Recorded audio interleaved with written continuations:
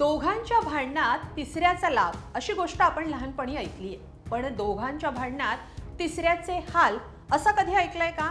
पण हे घडलंय. अमेरिका विरुद्ध इराण या दोन देशांमध्ये सध्या युद्ध सुरू आहे. एकमेकांच्या देशातल्या महत्त्वाच्या ठिकाणांवर हल्ले केले जात आहेत, पण यात एक तिसराच देश होरपळून निघतोय. कोणता आहे हा देश? सांगते.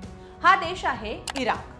एकेकाळी सद्दाम हुसेनमुळे चर्चेत आलेला हा देश सध्या मात्र अमेरिका विरुद्ध इराणच्या युद्धात होरपळतोय. याचं कारण काय आहे? बॅलिस्टिक क्षेपणास्त्रांच्या निशाण्यावर हा देश का आलाय? सगळं पाहूया या व्हिडिओतून. नमस्कार, मी स्वाती पाटील. लोकमत.com वर आपलं स्वागत आहे.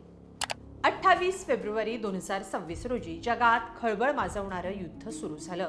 ते अमेरिका आणि इराण या दोन देशांमध्ये. या दोन्ही देशांमध्ये भौगोलिक सीमांचा वाद नाहीये, पण वर्चस्ववाद आणि राजकीय दृष्ट्या तणाव आहे. भौगोलिक दृष्ट्या पाहिलं तर अमेरिका इराणच्या पश्चिम दिशेला स्थित आहे आणि खूप दूरही आहे, तर इराण आशिया खंडाच्या मध्य पूर्वेतला एक देश आहे.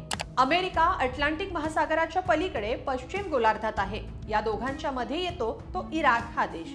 नैऋत्य आशियातील एक प्राचीन आणि महत्त्वाचा अरब प्रजासत्ताक देश आहे, ज्याला मेसोपोटेमिया म्हणजे दोन नद्यांमधला प्रदेश म्हणून ओळखला जातो. इराकची राजधानी आहे बगदाद. प्राचीन संस्कृती जपणाऱ्या इराकला सभ्यतेसाठी विशेष ओळखलं जातं. खजुराची निर्यात करणारा इराक हा एक प्रमुख देश आहे. याशिवाय खनिज तेल, अरबी आणि कुर्दिश भाषेसाठीही इराक प्रसिद्ध आहे. तर असा हा इराक सध्या अमेरिका आणि इराणच्या युद्धात होरपळला जातोय.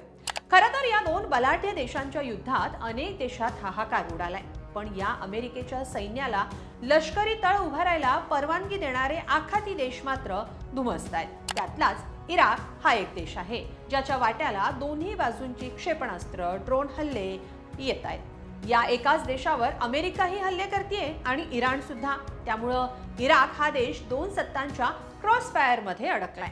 इराण आणि अमेरिका या दोन्ही देशांनी इराकमधील विविध लक्ष्यांवर एकाच वेळी क्षेपणास्त्र आणि ड्रोन टाकल्यानं इराकची राजधानी बगदाद हादरून गेली आहे. इराणच्या रेव्होल्युशनरी गार्ड्सनं म्हणजे IRGCनं बगदाद आणि इरबिल मधल्या अमेरिकन दूतावासाजवळ अनेक बॅलिस्टिक क्षेपणास्त्र टाकली आहेत, तर अमेरिकेनं आपल्या प्रगत ड्रोनद्वारे बगदादमधल्या संशयास्पद ठिकाणांवर हल्ले केलेत.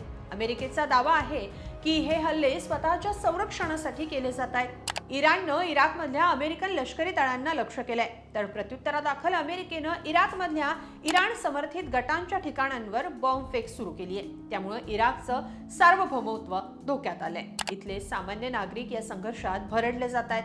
त्यामुळे इराक सरकारनं या दोन्ही देशांच्या कृत्याचा निषेध केलाय. आपल्या देशाला युद्धाचा आखाडा बनवू नका असं आवाहन इराकनं केलंय. इराक हा तेलाचा मोठा उत्पादक देश असल्यानं या हल्ल्यांचा थेट परिणाम हा जागतिक तेल बाजारांवर होण्याची शक्यता वर्तवली जाते, किंबहुना तशा दिशेनं सुरू झालेला आहे. दरम्यान अमेरिकेच्या हल्ल्यानंतर इराणनं होर्मुझची सामुद्रधुनी बंद केली आहे. त्यामुळे अमेरिका आणखी संतापली आहे. सामुद्रधुनीतून तेल व्यापार प्रवास सुरू ठेवण्यासाठी ट्रम्प यांनी 7 देशांकडून युद्ध नौका मागवल्यात, पण कोणत्याही देशानं त्यांना प्रतिसाद दिलेला नाहीये. पण जोपर्यंत हे युद्ध थांबत नाही तोवर तेलासह अनेक वस्तूंच्या उत्पादन आणि विक्रीवर महागाईचं मोठं सावट कायम राहणार आहे. येत्या काळात ही महागाई आणखी वाढू शकते जर हे युद्ध वेळेत थांबलं नाही तर. या सगळ्याबद्दल तुम्हाला काय वाटतं? कमेंटमध्ये नक्की लिहा आणि लोकमत.com ला सबस्क्राईब करा.